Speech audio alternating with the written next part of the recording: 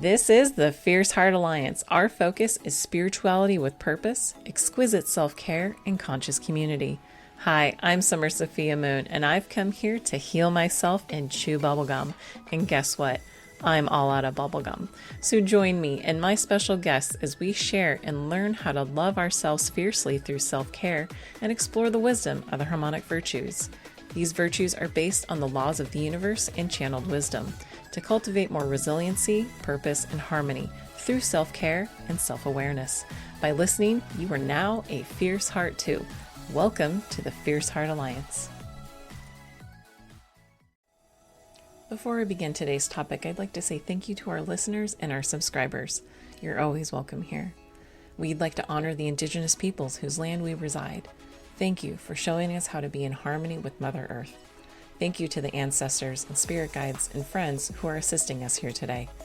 May these words be a force for good and timelessly infused with light and held in the frequency of rose quartz to spread healing and peace in the world around us. If there's any words left unsaid, we trust in spirit to make things right and let it gently ease into our consciousness as necessary for understanding in our own time and in our own way for the highest and most benevolent outcomes for all. And so it is. Thank you. Hey Fierce Hearts, today's episode is a self-care episode, and it's between the virtues of polarity and rhythm in the harmonic virtues. And it seems very fitting to have my guest here to share her work and explain how these two virtues influence self-care. And we're going to be spending a lot of time speaking about a woman's menstrual cycle. And most of us have learned in health class or from personal experience that the menstruation occurs on a monthly cycle. We typically only think about the cycle when we're actively bleeding, but there's so much more to it than that. And my guest, Melanie Birdsong, is here to help explain her work and share her wisdom of how we can work with the rhythms of our cycles. In this episode, we will be talking about health conditions, and it is not medical advice by any means. Please speak with your doctor before making any changes to your health. This episode will be very informative to anyone, even male-identifying people, to better understand the natural cycles of the womb and cycles of seasons and cycles in life. Melanie is a somatic ritualist, menstruality mentor, blood rites medicine carrier, and passionate advocate for cyclical living and women's wellness. She supports women to reclaim their bodily autonomy and reawaken their somatic intelligence. Welcome, Melanie. Thank you. Really happy to be here with you. Yeah, so we're talking about rhythm and polarity, and how do they relate to menstruality? And can you elaborate on what menstruality means? The menstrual cycle is such a good depiction of both rhythm and polarity, and it in particular is reflecting this macrocosmic rhythm unfolding all around us in nature, in the patterns of nature, on a microcosmic level in the human body. And you can see this in the movement of the seasons. So this is the rhythm piece. Just as there are seasons of the year unfolding, the menstrual cycle is unfolding in inner seasons in the body. And just as there is spring, summer, fall, and winter in the environment, that exact same energetic pattern is unfolding in the body. So we have the pattern of the inner spring, which would be pre-ovulation, the inner summer, the ovulatory period, the inner autumn, which would be what is commonly referred to as premenstrual, and the inner winter, which is the bleed time. And when the menstrual cycle is allowed to naturally unfold without interference from chemical inputs like hormonal birth control, this is an organic experience and a healthy pattern of physical, mental, emotional, and spiritual change and opportunity each month. And it's just as you notice the seasons of the year unfolding and having this experience in one's body of this change in energy of an internalization, when winter is coming, and just as the energy moves down out of the plants into the roots in winter, we can feel that. If we're organically experiencing the time of menstruation, we feel that downward, inward pull, that internalization at the time of the inner winter. And so this is the rhythmic piece. it also demonstrates the polarity. There's two poles in the menstrual cycle. The pole of the yang, if you want to call it yin and yang, or a masculine and feminine pole, not gender, just energy. And then you've got the more feminine energy, the yin energy of menstruation at the pole of the bleed. And you have the peak yang energy or the peak masculine energy at ovulation in the inner summer. And it's a continual cycling between these two poles of inner summer and inner winter, and then moving through these transitory transitional phases of the inner spring and the inner autumn. And it can feel like winter and summer are times of greater stability, and spring and autumn are when you can see more change and flux. It's more obvious, the changes that are occurring. And so how we relate to these patterns impacts every aspect of our lives. And from simple things like our creative projects to our relationships and our experience of relating with others in the world to our connection to the divine. Because ultimately, the inner winter is an invitation for what we no longer need to be released, to allow things to die away, to die to our ego, to die to this externalization of energy that's so prevalent in Western culture, this doing energy, and to reverse that and relax and rest into oneself. And rest being the key word for the inner winter and the energies of that downshifting pull from the positive pole to the negative pole. So it's this continuous cycling for women who are bleeding between these two poles of inner winter and inner summer, and moving through the inner seasons in that way. There's a great quote by Sophie Strand. Let's see if I can remember it. Something like, "A womb is not just an organ, it's an invitation to dance inside change for 28 days." And of course, not everyone's cycle is 28 days. So however long your cycle is, but it is in fact an invitation to dance inside change. And menstruality, to answer your other question, is the essentially an inner intelligence that works us through the entire life cycle, from menarche or the first bleed to menopause and beyond. So menstruality is a term that's used to describe what is essentially the initiatory process of being in a womb-bodied human body. So I hope that answers the questions. There's a great Native American saying, if I can remember this too, at her first period, a girl meets her wisdom. Through her menstruating years, she practices that wisdom. And at menopause, she becomes it. She becomes that wisdom. Wow. And yeah, so I get a little overly excited, so don't let me get swept away. But I mean, menstruation and menopause are essentially ultimately spiritual processes if we want to engage them in that way. But they are also this really potent evolutionary tool for the menstruating person to use to understand what is asking for healing in one's life, when we're not covering up symptoms and sort of avoiding slowing down and really listening inward. Mm-hmm. It's a really potent sort of psychoevolutionary tool. And as a menstruality mentor, what is your role in that mentorship? So this might sound kind of corny, but I am essentially functioning as a menstruality midwife. Okay. And so all that I do is support people to remember this inherent wisdom in themselves, to reconnect to it, to re-embody and re-inhabit the energies, and to understand how to work with these things in ways that are meaningful to their lives, which, as young women, if we lived in a traditional village, we would have gotten this knowledge. Right. But it, through the years, has been lost or suppressed, sadly, Sanitized. sanitized, demonized, really Demonized, yes. painfully misconstrued, also pathologized. Oh, yeah.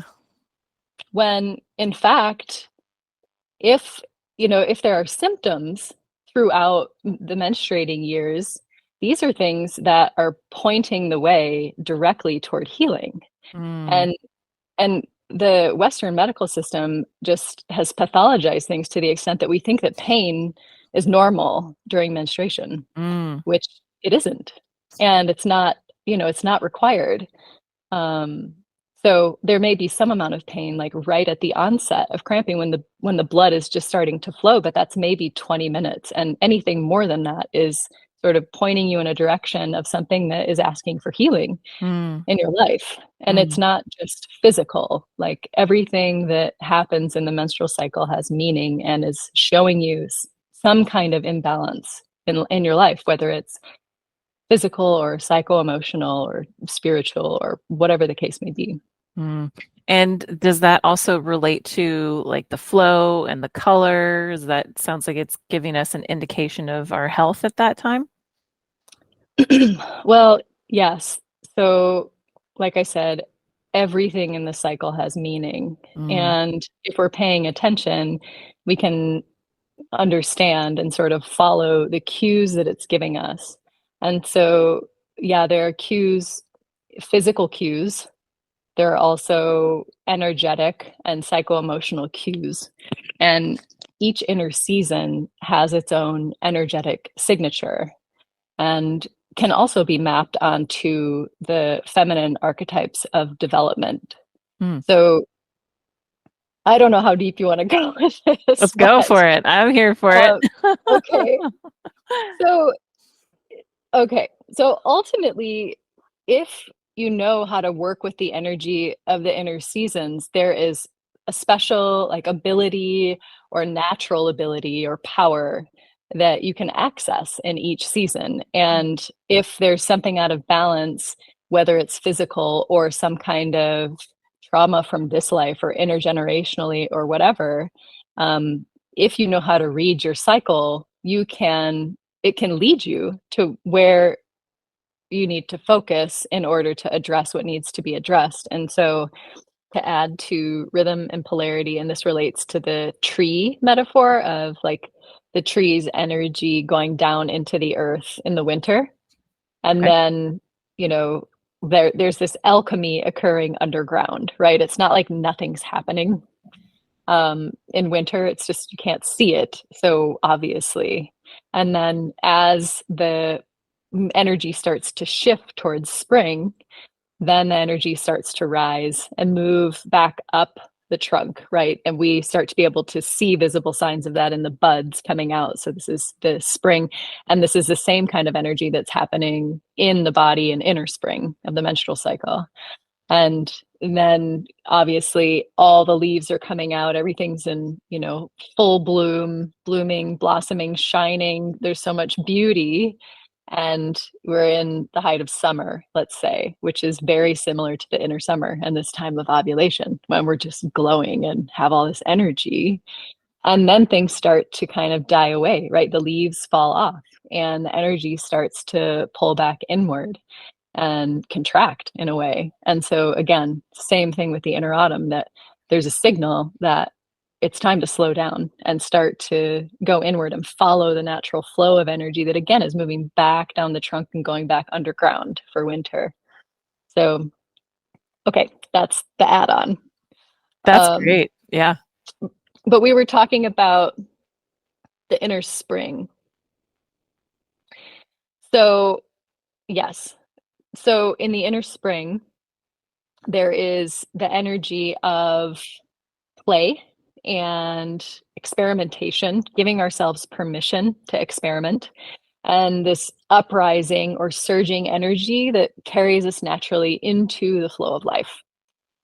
And if that is not what someone is experiencing in the inner spring, because it's often not, and the inner spring in particular can be a time when, if we've had trauma in childhood, that those kinds of energies can start to become apparent in our experience of this transition from inner winter and this, really grounded time during the bleed, moving into inner spring. So if there's a lot of anxiety, for instance, that can be a sign of something being out of balance. And it can be really apparent in the cycle. Or if we, coming out of winter, instead of this gradual transition, just rush back into life. This can also be a sign, well, obviously, of the world in which we live that doesn't necessarily recognize cyclicality and the cyclical nature of things, but also can be a sign of what's going on in our nervous systems. Mm. And so moving through the cycle then into inner summer, in a healthy cycle, the energies that are present are this really generous energy. There can be more courage. A woman can feel really like she can be all things to all people and do anything. And this is why you don't want to leave your inner summer self in charge of your life planner, because she might overschedule you for the coming time of the inner autumn when you are going to want to be slowing down. But there can be just this exuberance and positivity, and it's a mother energy, definitely, and an energy that can just draw life to you. So some women can experience the ovulatory time as a really synchronistic time, where it seems like things are just falling into place, and it can be really magical. And it can also be a time of overextending and completely disregarding what your true needs are, and, just being way outside of oneself. And that's a clue as well into like what is in or out of balance. Inner autumn, again, as we move toward inner autumn, there's a call from the body to slow down, to downshift, to, reduce commitments. And there's a natural internalization of energy. This time of the inner autumn can be particularly challenging, which everyone knows, which is why it's gotten such a bad rep. When in fact, it is probably the most potent time in the cycle for many women, and the most rich time for inquiry and development. And so during the inner autumn, this is a time of really having access to your truth and the ability to discern and honor it. And also, this can be a time of immense creative energy. When I'm really tracking with my cycle and paying attention and following the rhythm of the inner seasons, I can just get on such a creative high in the autumn. It's amazing. It can be a really magical, witchy, kind of just amazing time. And it is full of complexity, depth, and also contradiction. And often there are these energies of contradiction coming in the inner autumn, because it is this place between the poles. So there's a tension between polarity, and that's happening in the inner autumn. And so our ability to stay with that tension and, not repress it and not express it is key during this time. And this can tell us a lot about our, areas for improvement. So, if this is a really emotional time, or a time of like outbursts and anger, well, those are opportunities to say like, okay, what's really going on here? Right. So anger can a lot of times be that I've way overscheduled myself and overcommitted myself in the inner summer. And I don't want to be doing any of that right now, because Right. what my body is saying is slow down. Yeah. So if I'm living in contradiction to that, it's going to create a lot of tension. But often, even beyond that, what is really asking for attention in our lives can surface in the inner autumn and in our relationships. And so, if we're not careful, it can be a really destructive time potentially Yeah. that we then have to work on cleaning up after the fact. But if we can really pay attention to what's happening and get curious about it and like hold the tension and sit with it and then take that into the inner winter. And if we've created enough space in our lives so that we can rest in the inner winter and carry those questions into it, often answers will arise. And so moving into the inner winter, then this is a time of immense physiological change in the body. There's a lot of change in brain-body communication, how the hemispheres of the brain are working together. You can access altered states of consciousness at the lead time. And it's a natural time that is supportive for deep meditation. And this really is a time for repair, whether that's psycho-emotional, physical, or spiritual repair. If you can rest and be in this space of the energy of the inner winter and allow it to work you. And you can really access the deepest layers of knowing and intuition in this space if you can get quiet inside and, create enough space in your life to do that. So essentially, that is to say, the whole of the cycle is exposing our woundings and our potential weak points. It's also showing us our strengths. And a teacher of mine used to always say that our power is hidden in our weakness. And it took a while for that to like really Mm. click in for me, but now I'm like, yes. And the cycle has really shown me that Ah. these challenges are pointing the way to greater wholeness and to allowing us to live into our fullest expression.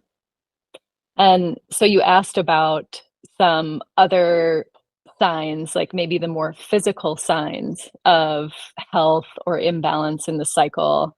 And you can, the menstrual cycle as a whole is a vital sign, and no part of it is separate. And just like the seasons of the year aren't separate, and if you have like, a major reduction in snowfall in the winter, then it's affecting, the rest of the year in terms of what the water looks like and what's going on in the environment. And so you can't really look at any of the inner seasons separately because they're all intricately interconnected.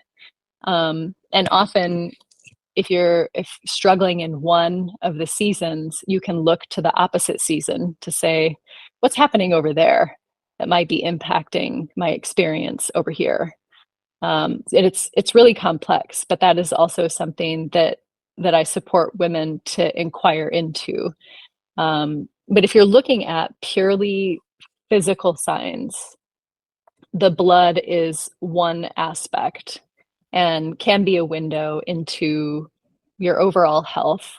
And what I love about the menstrual cycle is that if we're allowing ourselves to naturally bleed, it's giving us early warning signs because the cycle is so stress sensitive that it Mm. is like an immediate feedback system. It is going to tell you if something is off. And so it's going to show you what's in need of greater healing or balance in your life. And what is considered healthy is really unique to each woman. So there isn't necessarily a normal, and there is nothing wrong with anyone's menstrual cycle. I want to make that really clear. Again, it is a window into what is happening with you energetically more than anything. And, pain is a common manifestation of imbalance. And I've sat in circle with so many women and heard over and over how the mere act of practicing menstrual cycle awareness and tuning into the inner seasons and starting to honor one's cyclical nature resolves pain, Oh, like wow. completely or to a large extent.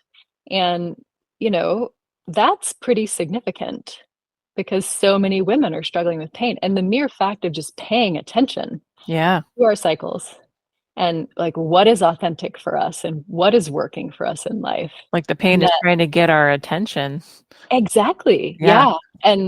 And some women who have had extreme pain, like I've heard stories of them ceasing to suppress it with medication and just sitting with it and Mm. getting so many messages from that. Yes, it's unpleasant, it's uncomfortable, and like what is there for me? What is this telling me?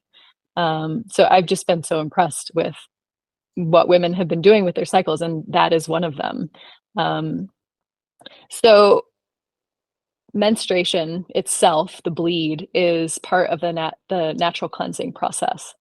And there are ways that you can support that natural cleansing process, like resting and eating, simple cooked foods so that the body isn't having to spend all of its energy digesting food because it's taking a lot of energy to bleed.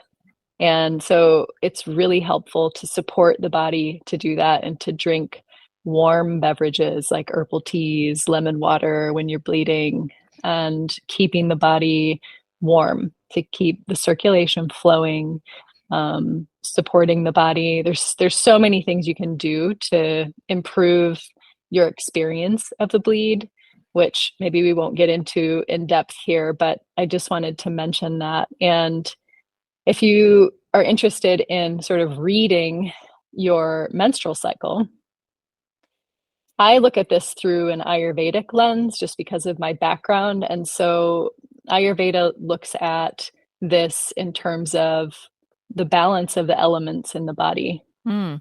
And so if you have really dry blood, or it's very dark or scant, or you have a lot of pain, then from an Ayurvedic perspective, this could suggest that there's an imbalance in the air and ether elements. So you have like an overabundance of those. So the way to work with that is to bring in more of the other elements like earth and water and fire to nourish and ground and stabilize and warm the body. And so some signs of this are, like I said, pain, anxiety, constipation, stiffness. You may feel some of those kinds of things. So, like I said, uncomfortable symptoms are not normal parts of being a menstruating person. These are signs that are pointing you in a specific direction and showing you how you can shift things in your life to feel better. And uh, another example of this through Ayurveda would be, let's say you have an imbalance of fire. Maybe they call them doshas, which is we don't get into that, but so if you like pitta dosha, which is fire and water, so if you have an excess of those elements, then it may be foul smelling and yellowish. You may have swollen breasts, and headaches or irritability, diarrhea. And so if you're looking at it through this lens, then you would want to bring in more earth and air to balance that out.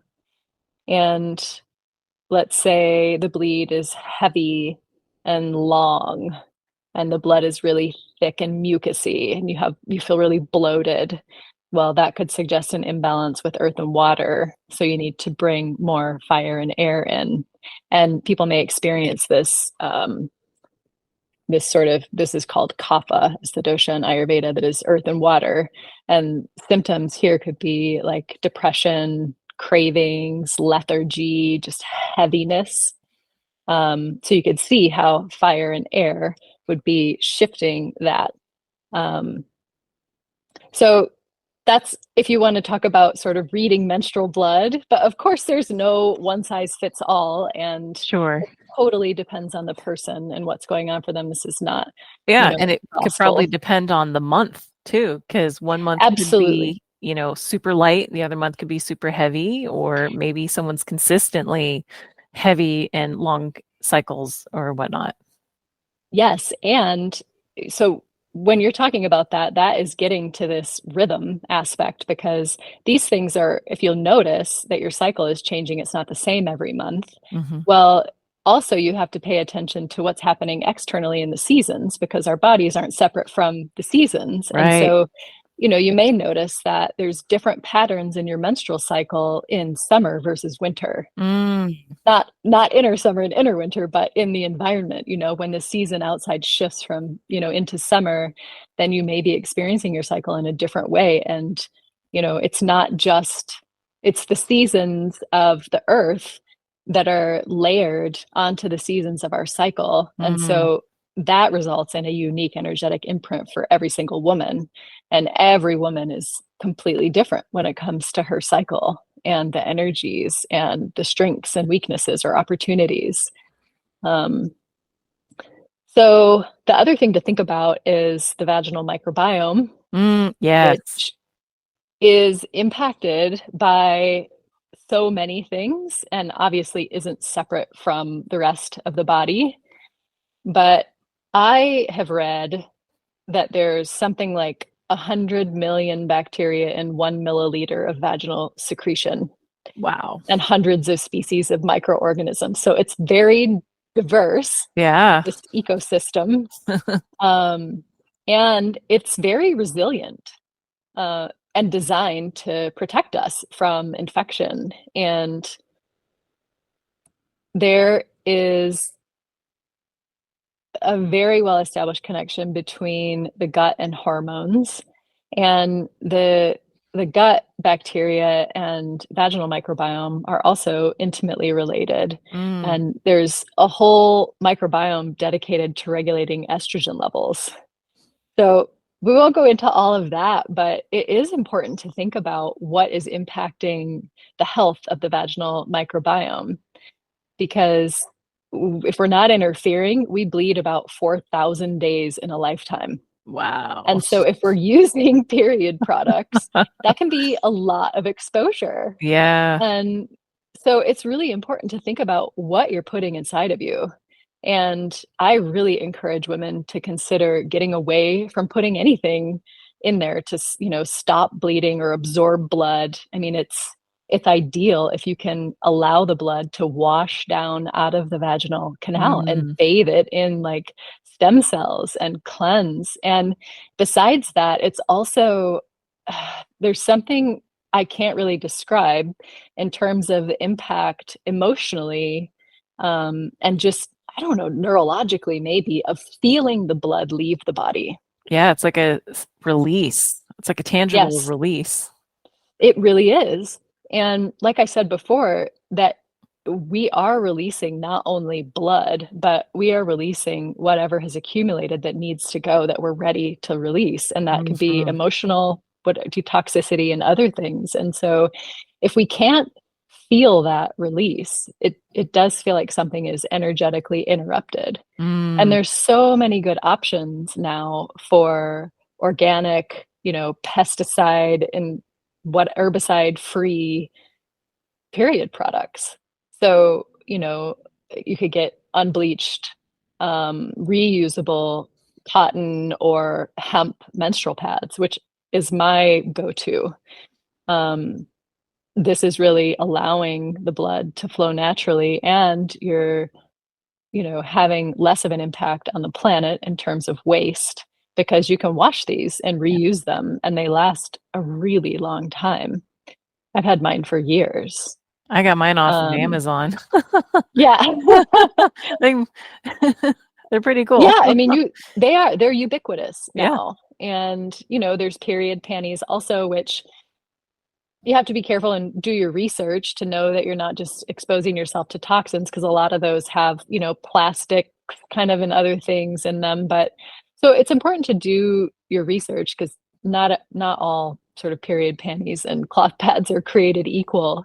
Um, but it's not just the physical. I feel like for me, when I got away from using, for instance, even the menstrual cup, which I will use every now and then if I'm really out and about and I am not going to be able to, change out or wash a cloth pad. Sure. Um, but it changes your relationship to your blood. Mhm. Even just using the menstrual cup, I thought changed my relationship to my blood, because it's like you can see it. You see how much is there, how much is being collected, which is also a window into your health. So when you can Yeah. really see your blood and, cloth pads too, um, then you can really see like, okay, what is going on with my blood? Is it thick and clotty? Is it dark? Is it like a healthy, vibrant red? Is it, kind of brown and sticky? And this is all information on what's going on in your body. So I really encourage people to start having a relationship with the blood. I know a lot of women who just have like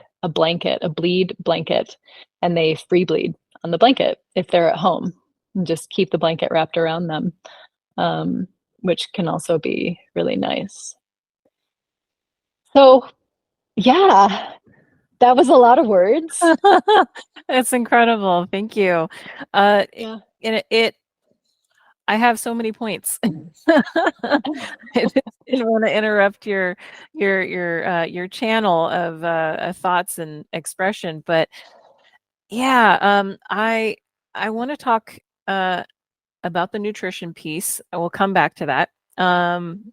And there's a part about the polarity, and we're talking about the different types of cycles and the poles that you're talking about. And one thing that came to me that within the idea of polarity and even rhythm is the functionality of what the cycle is, or the menstrual cycle really is about. And it's kind of a theme of creation and destruction. And Hmm. there's this creative process through the destruction of the lining of the uterus, and Hmm. releasing that's, to me, the destruction, and the releasing, then letting go and allowing for the creation of the new. But within that process, there's this creative juice and energy, because it is the base of the kundalini, that's the sexual energy. And Yes. that's kind of what came to me as I was listening to you speak. That was really cool. I've never thought of that before. That was interesting. And then Hmm. it's kind of like not tuning into your cycle is literally not going with the flow. Yes. That's It's so that, true. that's the note that I was like, not going with the flow. And I know what that feels like, because I started monitoring my cycle through an app. And it Mhm. was just to track, I think I was working with a naturopath, never thought of it before. And we were trying to figure out, uh, if there was something going on with my cycle, or, if that could give some information of my overall health. And so I thought, okay, fine, But what I figured out is that, it was really hard for me to maintain a workout routine, because I would push, and then I would collapse, and I would be on my face, and I'd have to recover, and then I'd finally recover, and then I would get back after it. And, I was just basically on this cycle. And Yeah. I realized, once I started tracking, that once I got to a couple days at the end of my luteal phase, my energy just drops. And I think that's that feeling of dropping in and slowing down and listening to my body, and then allowing myself to just do yoga or stretching, or sometimes sleep instead of working out, or take a walk Yes. or something like that. And then I notice that once I finally start bleeding, I get back into that follicular phase, that I get that estrogen, I get that rise, Mhm. and I'm finally like, okay, I'm more resilient to stress. I got this. Let's go. Or sometimes not. Yeah. Sometimes I do have that energy, but at the same time, I need to sleep. I need that rest. And I am getting better about tuning into that rhythm, but you've kind of blown my mind open about, okay, what does it look like within the year? And this is month to Mhm. month, but what does it look like in the bigger picture? And even like between one year and another year, what does that look like? And Yeah. that's Yeah. pretty cool. What's going on in your life? Totally. I love the example that you just gave because it's such a good picture of the overall. And by the way, yes, it depends on the season of the year. Like I have been in full on hibernation mode So my peak ovulatory moments are like, meh, nothing compared to, like when it's actually warm outside and the sun is shining and I'm ready to go and running. Like I've just noticed the past few months, I've just wanted to rest. I mean, through all the phases. And even with the rise in energy, it's just not the same as, Mm-hmm. other parts of the year. But I love the example that you shared because it's also showing, okay, you said, well, maybe not every cycle I don't have this rise in energy as estrogen levels rise as we move from the inner winter to the inner spring. And so it's like, okay, well, I get really curious about, well, what's that about? How was your inner autumn that cycle? Mm-hmm. And, what does that tell you about how it's impacting your health and the movement of your energy?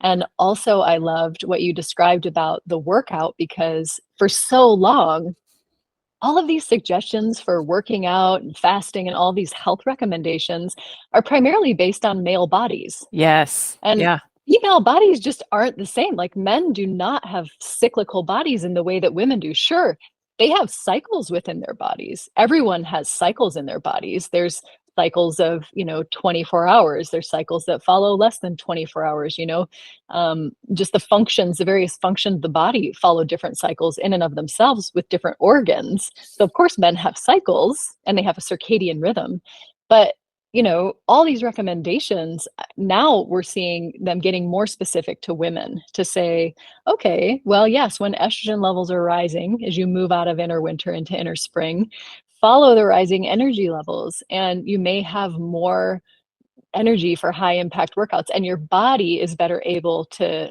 handle that also, without getting overtaxed. And then, yeah, pay attention as you move through ovulation. Right after ovulation, a lot of women have a huge dip in energy. And so that's important not to push through, because if you're just pushing through it, it's having an impact on your body. Like there's no question. And yet, we're just if we're just exercising, doing the same exercise routine all around the cycle, it's really counterproductive and damaging to our health ultimately. So anyway, and there's great books coming out now too on fasting, which has gotten a lot of attention lately, right? But that also has been geared toward men. And so what Mm-hmm. is an appropriate fasting cycle for women? It looks very different. And the impact on our hormones is pretty significant. What's happening if you're fasting in the inner spring versus the inner autumn. So anyway, I just appreciate you put so much, there's so much in that example you just shared. Thank So you. thank you. Yeah, Yeah. I've been trying to understand my cycle and how that relates to diet and nutrition. It feels really overwhelming because depending on what reference you read, they're like, well, you have to do XYZ when you're on this place and you have to blah, and it feels like I have to be looking at a calendar every single day in order to know, like, okay, I need pumpkin seeds on this day and not that day, and like get more sunflower Yeah. seeds over here, and just like, okay, I need to increase my progesterone or my estrogen over here, and blah blah blah blah. So it Hmm. I'm still kind of figuring that stuff out, but it is a journey, and I think it's a worthwhile journey. I did try fasting because I was given some info, or I heard some information that fasting when you just hit the beginning of your follicular phase is apparently what you're supposed to do. Don't quote me on it. Do your research before you try it. But I tried it and my body was like, no, no. And I don't know if it was just the month, the circumstance, what I was dealing with. My body just started to bleed so heavy. And I was like, I'm going to take that Mm, as a no. So I was like, okay, body, mm, because it was like a light cycle, the flow wasn't, it was, gentle, no pain. And then I fasted and my body just like, it gates hmm, opened. And I was like, I'm going to take hmm. that as a no.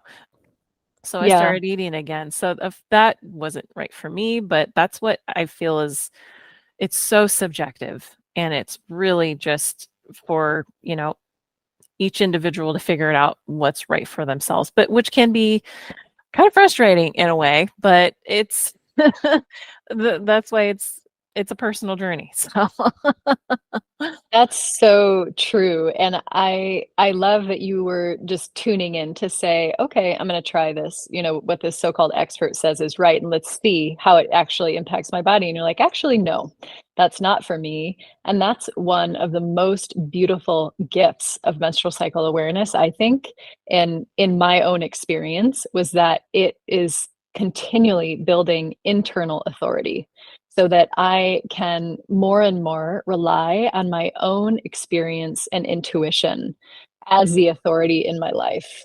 And, you know, for me personally, growing up in Western culture, moving through the educational system, you know, being taught to achieve, achieve, achieve, and do, and, you know, follow sort of whatever the authorities are telling me to do, which I did for a while and then realized, wait a minute, this doesn't feel right.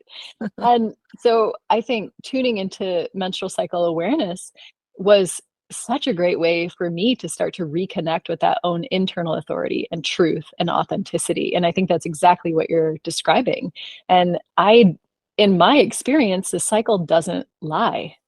Like it tells us exactly what's going on and it's very clear and consistent feedback. And so, yeah, and growing to trust it is a muscle to be exercised, right? And getting to know it. And so I think practicing menstrual cycle awareness, which is what you were describing in terms of tracking, you know, each cycle day, jotting a little something down about what is significant in your experience, be it psycho emotional or physical, or like, hey, it seems like on cycle day 14, I keep having these amazing synchronicities happening, like just starting to see the broader patterns in your life and knowing how to work with those energies. Also, I think starts to build a really deep trust in the process that is unfolding within us that we have no control whatsoever over. And that's a great teacher, right? Learning to surrender. And I think that is one of the biggest teachings of the cycle. and it's also a big shift to, and I think you touched on this earlier, to even get to the place of appreciation for the cycle, because I think society is so much like just stifle it, plug it up, like block it, Yes. and just to for us to for it's to change the narrative that it's something bad, and it's Hmm. something that we have to deal with. And I remember when I Hmm. was going to um like a red tent, and tuning into the ovaries and the medicine of the pelvic floor, and some Tammy Lynn Kent, her work, and uh, Hmm. just really uh, realizing that it's actually a gift, and it's a it's what are the words I'm trying to say, but it was just a paradigm shift for me when I was just so used to um just trying to cover it up, and okay, I have to deal with this now. And I was like, okay, Hmm. this is okay. Like you said, what is my body trying to tell me, and what can I get from this? What can it teach me, and what am I releasing? And just to shift that mentality, I think helps a lot. We're going to pause the chat right there. That's our episode for this week. Next week is part 2 of our interview with Melanie Birdsong. Please like and subscribe. It helps this podcast more than you know. And you can follow the Fierce Heart Alliance on Facebook and Instagram for weekly inspiration. Check out our website at www.fierceheartalliance.com to get your free guide to work with the harmonic virtues at home. Next week is part 2 of the self-care interview with Melanie Birdsong. Take care, Fierce Hearts. Till next time.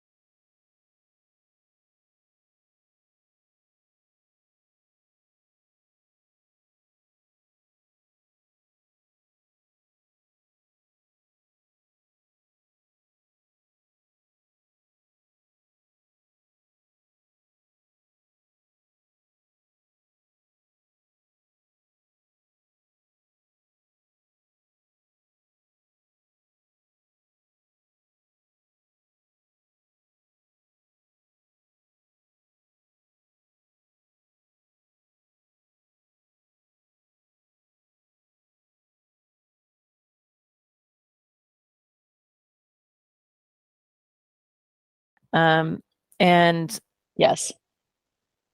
and I think that's kind of going into let's see, I think I had a couple of notes. Okay, I'll just edit this little part out.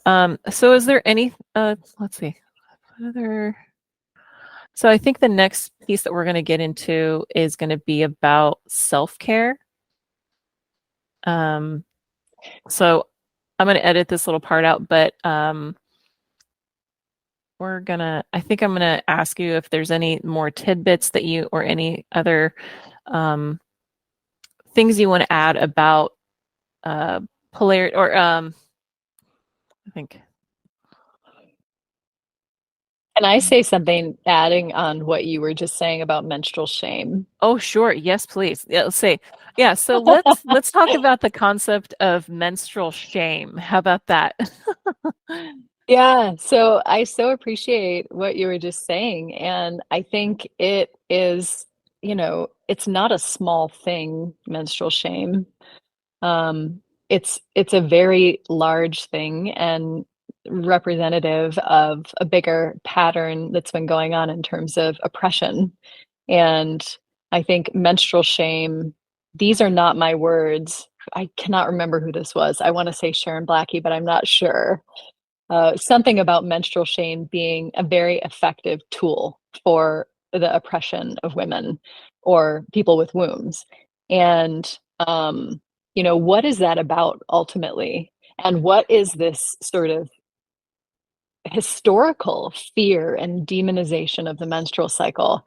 You may end up editing this out, but, ultimately, what is that? What that is, it does not, it is related to this feminine nature and this fact that there's something that we can't control. We can't control nature, and nature is playing itself out through women's bodies. Like that, the menstrual Mm. cycle is full spectrum existence. Like that is our animal nature playing out in our bodies, life force moving through us. Like you cannot control that, and it is undeniable, and it is so inherent in who we are, and it is life. Like that is what gives life. That is powerful medicine. And, this sort of gradual separation from nature that modern culture has been engaging in has, I'm preaching to the choir, but it's bringing with it this loss of a sense of belonging and meaning in our lives. And I think that separating ourselves from the menstrual cycle as women and menstrual shame is also mega contributing to that dynamic. Tree Sisters, that organization you may be aware of, they speak to women as a restorer species Mm. and speak to, the fact that when we empower, I'm losing my earphones, empower women to step into their feminine, um, this supports humanity's shift from a consumer species to a restorer species. So I probably actually said that wrong. They're not referring to women necessarily as a restorer species, but I think we will lead the way, and we can, by something as simple as tuning into and honoring the menstrual cycle and Mm. reclaiming this part of ourselves. And part of my experience in doing this was a gradual deconstruction of my socialized self, and realizing like, oh no, there's a lot going on in here with this. And so yeah, this cultural suppression of the menstrual cycle is causing harm, and continuing to suppress this sacred rhythm that's unfolding in women is also causing a significant amount of harm, not only physically, because taking birth control is basically like putting yourself in menopause, but also psycho-emotionally, because you aren't experiencing the full spectrum of what your body is naturally designed to do. And so then you're in this artificially imposed rhythm, which again is part of that separation from nature. So, anyways, if we want to put it in the words of a production oriented society, we could say that we are failing to maximize a very valuable resource in the menstrual cycle. Okay, anyway, that was my rant about menstrual shame. Oh, no, I'm so glad that you brought that up. And that makes a lot of sense. And that's a really great way of putting it. And I think those are maybe the words that I was trying to express, because it is definitely a sense of shame. And I think it's just pervasive, and we just don't even realize that it's shame until we're we're shown that there's another alternative. And I think that's Yeah. all I knew. And then I was at the red tent, and it was just this experience of honoring your bleed time and honoring the blood and giving your blood to the earth. And Yeah. it was just a really beautiful way of honoring that thing that we can't control. Yeah. Mhm. Honoring nature, Honoring ultimately. Yeah. nature. Yeah. Mhm. Yeah. Yeah. Well, are there any other little bits about this that you or final thoughts that you want to share before we take a break? Nope. That sounds good. Are we moving into, did you say you wanted something about self-care? Yeah, we're gonna so we're just gonna take a little break, and then Great. I mean, I'm That gonna sounds good. pause, and then Yep. I'm or if you need to go to the bathroom or something like that, or we can jump back in, but it's gonna be a little pause where there's gonna be a commercial, and then we're gonna come back. Okay, I'll blow my nose again. Okay.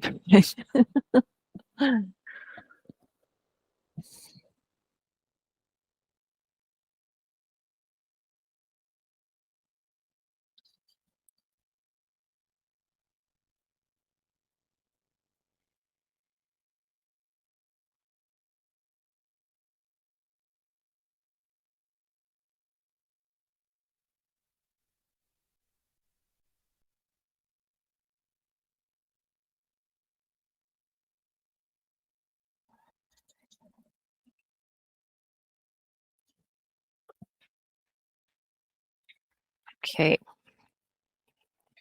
Okay.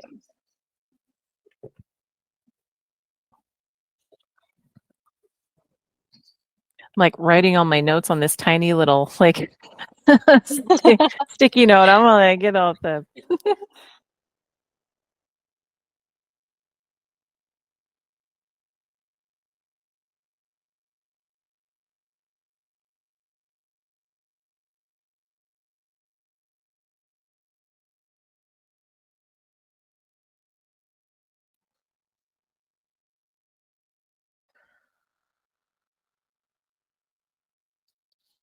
okay. And I think that's good.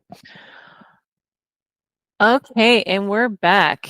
I'm here with Melanie, and we're talking about uh, menstruality, and we're going to get into the self-care aspect and talk about real things that we can do to connect further with our menstrual cycle. And you spoke about nutrition earlier. Could you elaborate a little bit more about what things we can do at different parts of our cycle Mhm. as a self-care Yeah, aspect?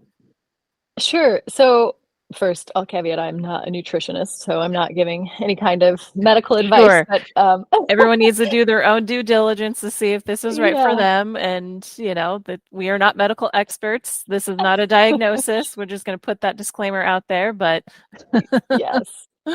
Well, and I guess I would preface everything that I say by first saying that the number one thing to do to create health in the menstrual cycle is to start tuning in and so to become self-awareness. aware.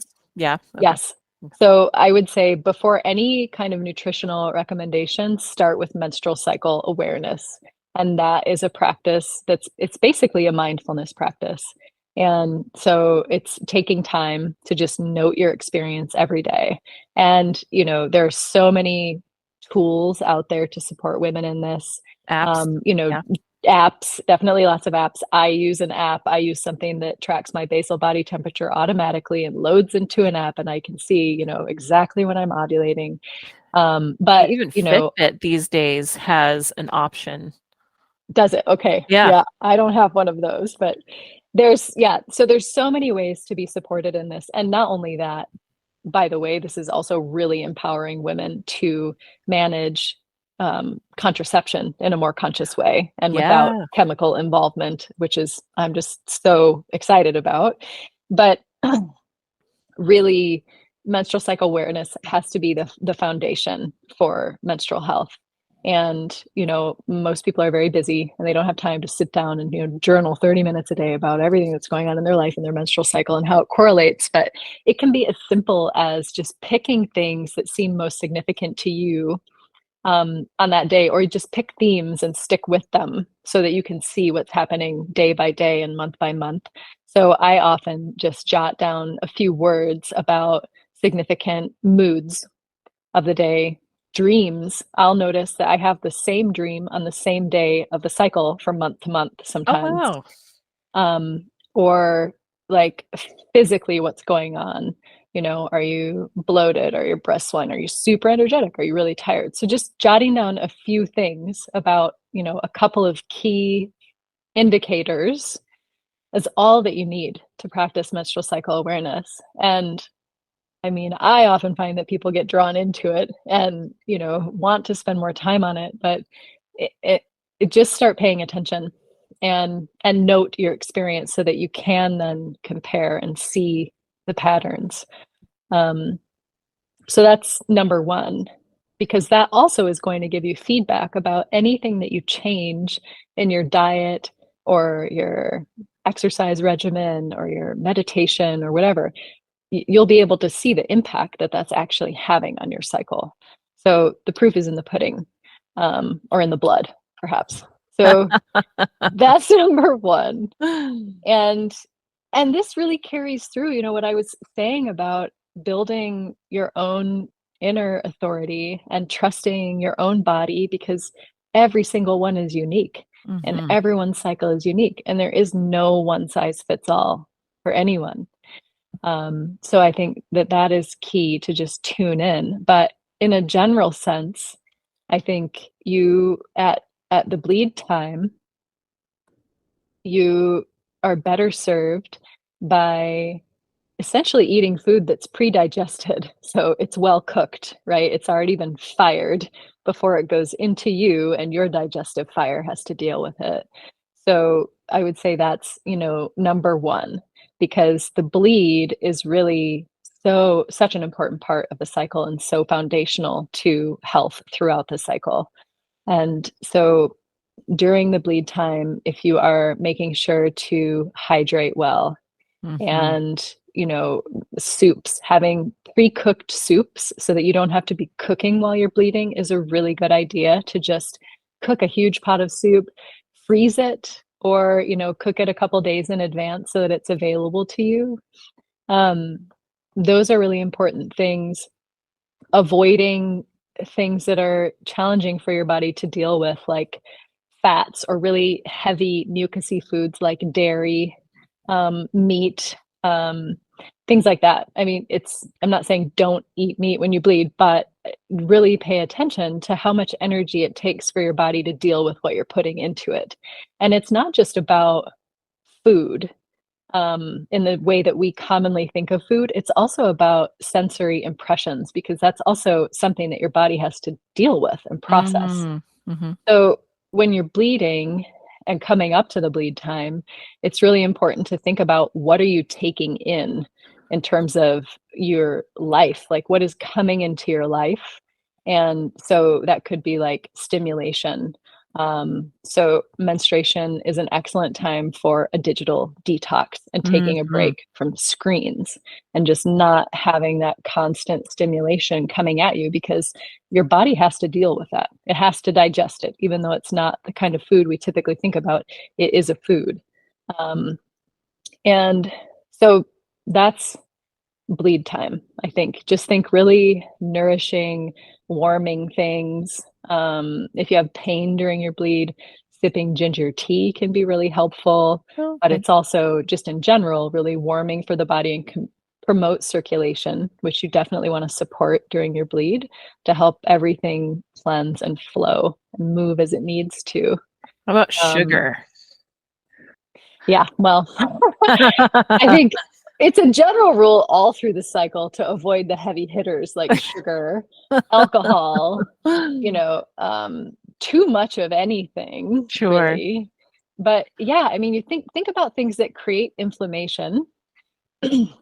Those are the things you generally want to avoid, but you especially want to avoid them leading up to the bleed and during the bleed, because then you're not getting the benefit of the bleed so much because it's having to deal with these inflammatory triggers that are coming in, which will also increase pain if you're prone to that and probably create other symptoms or exacerbate menstrual symptoms if you have them.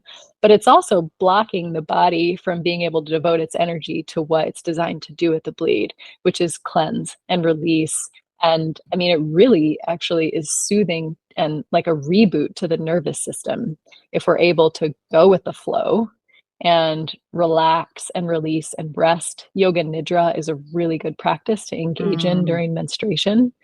Like yin yoga? There, yin Is yoga, that different? yes, Okay. it's different. Yoga nidra is basically like a guided meditation where you just lay there and Ah, are led, okay. and it Okay. it invokes a deeply restful state in the body. Mm. And this is what we're going for during the bleed: deep rest and nourishment.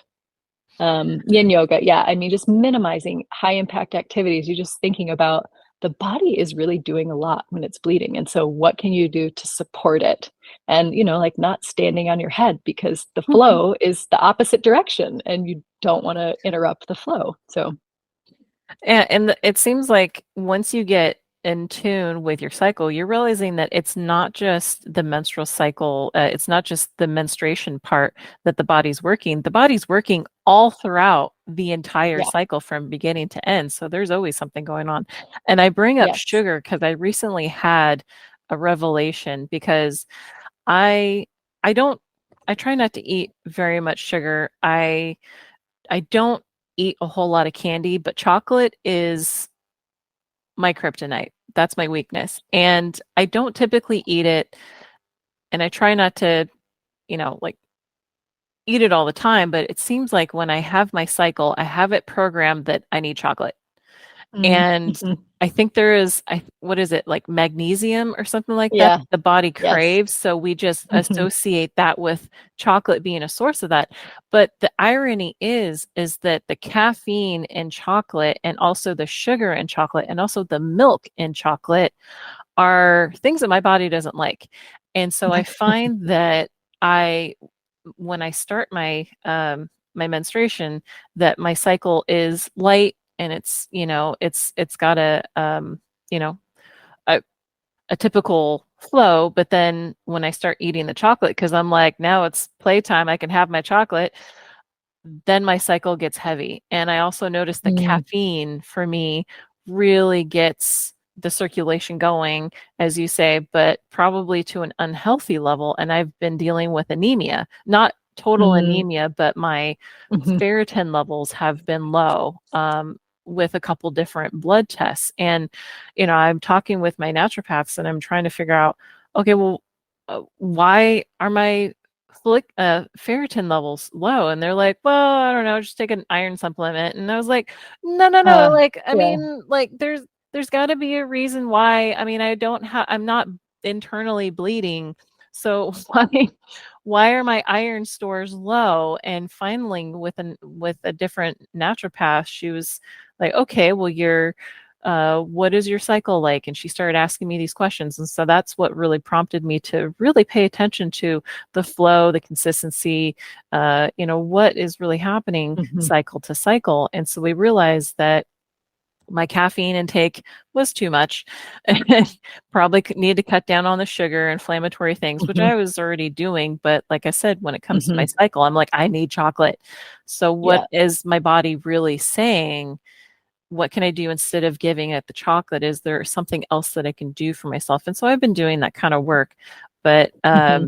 yeah, that's why I was like, we should probably talk about chocolate and like, you know, dark chocolate as opposed to like Hershey's sort of, or like, Yeah. the high sugary sort of stuff. Get yourself some dark chocolate, low sugar, be Yes. careful about your Yes. chocolate and caffeine intake. I would say that would be my two, like, pieces of information.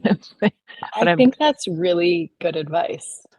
Yeah, I think it's really good advice. And, you know, I've experienced similar things and cravings at different times in the cycle. And it's like, okay, what is this about? And for me, it's interesting to also inquire into like, what is my mental state when that's mm, happening? And is there something that I'm trying to avoid by, stimulating or satisfying this kind of craving? And so am I eating that my that's also, feelings? well, yeah, to an extent, right? Because Yeah, it's all about energy ultimately. And so what is the energetic signature that's playing out in your cycle?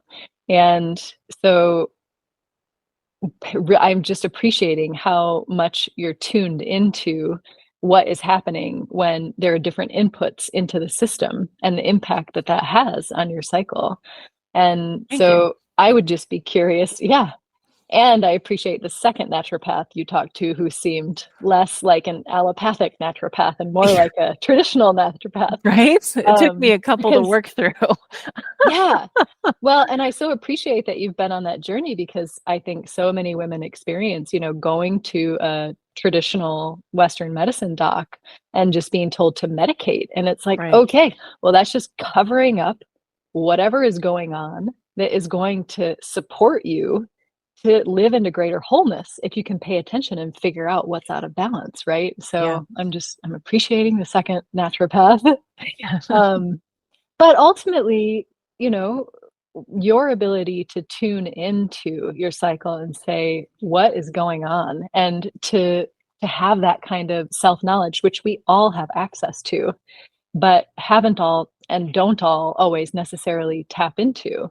Um, And it's so not something that that society teaches us. It's something that we have to exactly. do, and it's not something we Yes. can buy. It's something that, and that's probably where your job comes in, is to like help foster that. But it is our own journey to tune in and listen. Yeah. Yeah, and I think that's so key, like learning to trust ourselves, learning to Yeah. trust the cycle and what it has to say to us, and, really being willing to examine our lives Mhm. and meet what is unfolding.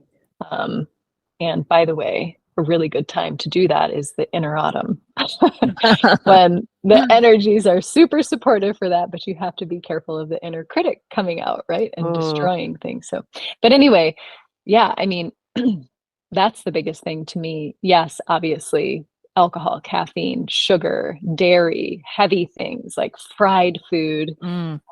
these are generally not great to have a lot of at any time, but especially not when you're bleeding. And if you can tune into the impact that those are having, I think it's very motivating to change once you can really track it and see the impact that it's having on you in your cycle and your life.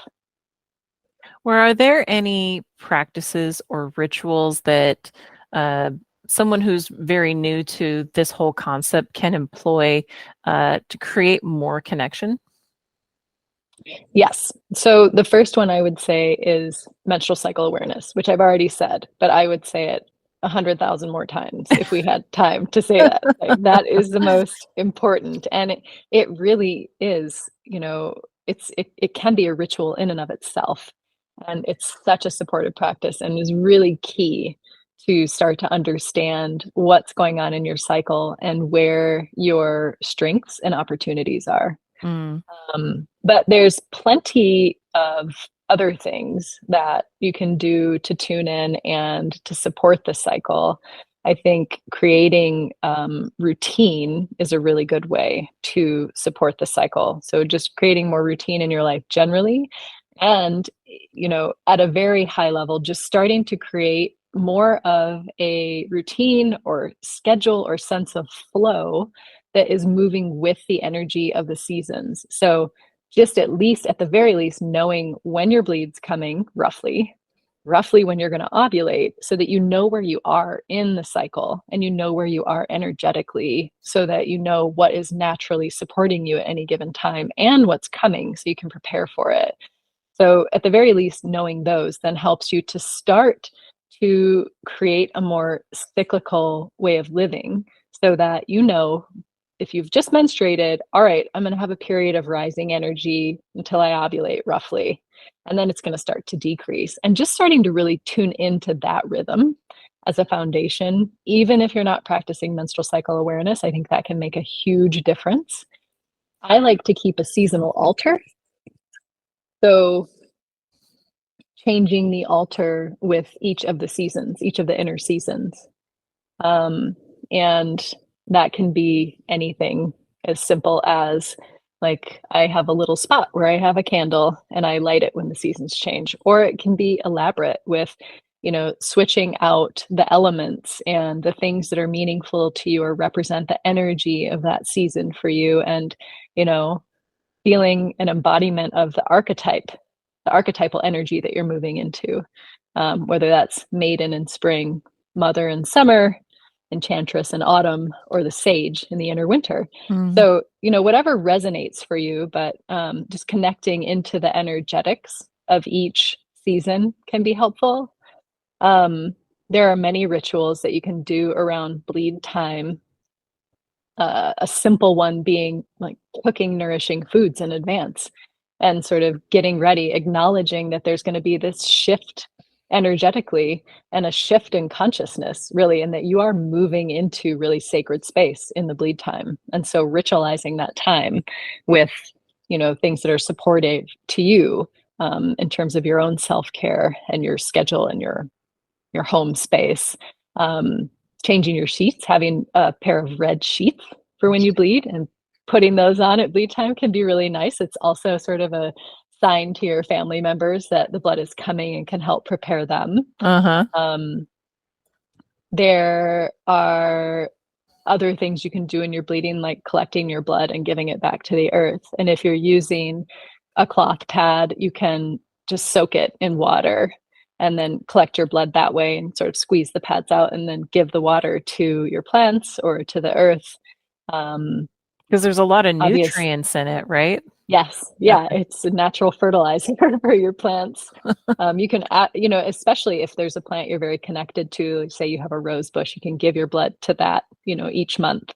That can be a really beautiful way to connect in and also to plug into the fact that this is part of nature unfolding in your body. Having baths at different points in the cycle with salt or herbs that are supportive to that particular part of the cycle. There's some really interesting rituals, maybe a little too much. The noni steam. Are you a fan of that? Yoni steaming, yes. Not while you're bleeding. It's not good to do while you're bleeding. But at other points in the cycle, I think it can be really great. I do it. And there's a lot to that in terms of what herbs you're choosing, or there can be a lot to it. But one rule of thumb that I've heard is to look at what's growing around you and use that, assuming it's not laden with chemicals. So, gather what's around you. I've heard this before, that if you have a home where you're entering and exiting frequently and you have plants around you, you're not just in concrete building or something, that often the plants that you need will start to grow around this place where you keep coming and going and your energy is moving through. So it'd be interesting to look and see what's around you for yoni steaming, or maybe just inquiring about whether those herbs are particularly supportive to the menstrual cycle in some way. So those are some ways. And we were talking about awareness, and I think I just wanted to talk about, we were saying that the very basics of figuring out when you're where you're at in the cycle. And on a lot of the apps, and I've tried a couple in the past, but one that I'm using right now, all you have to do is just say, my cycle started today, and it'll track it for you, and it'll ask you how many days you think that your cycle is, and then it'll calculate it for you. And so you just have to say, okay, it started today, and then you just click on it saying it ended today, and it'll auto-populate, and so it'll figure out, okay, your last few cycles were at this time. So it if you don't have a lot of time, because it can be a new thing for you to get into the habit of, but if at the very least you could say my cycle started on this day, and then you never have to think about it again, and then eventually build that memory muscle to keep entering the information. That's what worked for me, because it was such a new concept. It was really hard for me to just think about tuning in all the time. And the very least of what I could do is say, okay, my cycle started here and my cycle ended there. And then eventually the app could gauge approximately when my cycle would start, and it was always within a couple days. And sure Yeah. enough, and they would give me a notice of, your cycle's going to start in 2 days. I was like, okay, that's why I'm tired. And then you start Yeah. to reflect and, oh, okay, yeah, that makes sense. And then you start to like connect the dots in some way. So it Mhm. coming from someone who it was like, it totally was a new world to me. Just entering in the start date of the cycle, of when my bleeding started, really helped to catalyze the whole process of diving in, tuning in, and knowing, okay, why do I feel this way? And then you can look it up in the calendar and say, oh, because I'm starting, and like later this week, I'm already shifting in. Mhm. Okay, I'm in luteal. I'm kind of down regulating. Okay, I'm going to be easy on myself. And so that's the little piece that I wanted to say. That's how you can start and create that awareness. And it's a muscle. It's going to Mhm. be an awareness that builds. You're not just going to be overnight of like, you suddenly understand, because that's the Oh, mystery, yeah. right? Yes. Yes. And I think the cycle apps are such a useful tool. I mean, they definitely have their limitations, and you Sure. need to have a couple months of cycling log to start to Yes. get a pretty, a more accurate picture of what Yeah. your rhythm is. And, of course, a caution, which I'm sure they all have this disclaimer in them, that they can't predict ovulation with accuracy Hmm. yet. I wear a ring that automatically takes my basal body temperature and feeds into the app, because Okay. basal body temperature is one of the more accurate ways you can see if you've ovulated. Because Okay. once Yeah. you ovulate, your temperature goes up and stays up for the rest of the cycle. Oh, okay. And so you can see that pretty clearly in these apps. So that's helpful. Now, in the days leading up to ovulation, it's still not going to be able to tell you exactly when ovulation is going to happen. Okay. So if you're using it for contraception purposes, then there's still this amount of self inquiry and awareness that comes into play to really use these kinds of tools effectively. But yeah, I think it can be a really great tool, especially when you're starting out. And a lot of the apps have ways to log feelings, emotions, symptoms, things like that, so you can start to see those patterns as well. I'm kind of old fashioned. I like to write it on paper so I could kind of go back through and glimpse and, circle patterns and whatnot. But yeah, I think the apps are great. Well, let's say I'm on birth control for medical reasons, or, there's a lot of different reasons why uh, birth control is chosen. And there's also a lot of reasons why, uh, you know, there, you know, cycles don't happen, and or they can't happen, or there's been a surgery or whatnot. There's so many different reasons why there's complications in that arena. How, if that were my situation, how could I connect with my body even if I don't have that prompt for the menstruation? Yeah. So I hear this question a lot, and it is challenging on hormonal birth control because there is no true cycle. And even though some pills or some hormonal forms of birth control have what they call breakthrough bleeds, it's not actually a bleed. It's a Mm, symptom of withdrawal from taking the sugar pill. And there's no reason for that to even be happening when someone is on birth control, except that when they were studying the birth control, women were more likely to adopt it if they had a fake bleed. mm, So that's the only, as far as I've researched, the only reason I've seen that there's like this fake breakthrough bleed when women are on birth control, because it's actually not necessary if you're taking the pill. mm. Um, or it's not serving any other purpose, you know. So anyway, that's interesting. And I guess in one way you can tune into, if you're having a breakthrough bleed, like, there is a little bit of a shift. What's happening there? It's giving you a little glimpse, but it's not like a true bleed in any sense. So I think a better way to tune in cyclically is to work with the energies of the moon, and follow its waxing and waning, which is often how women's cycles are tracking if they're not interfered with, whether chemically or from artificial light. Often women will find their cycle naturally following the cycles of the moon.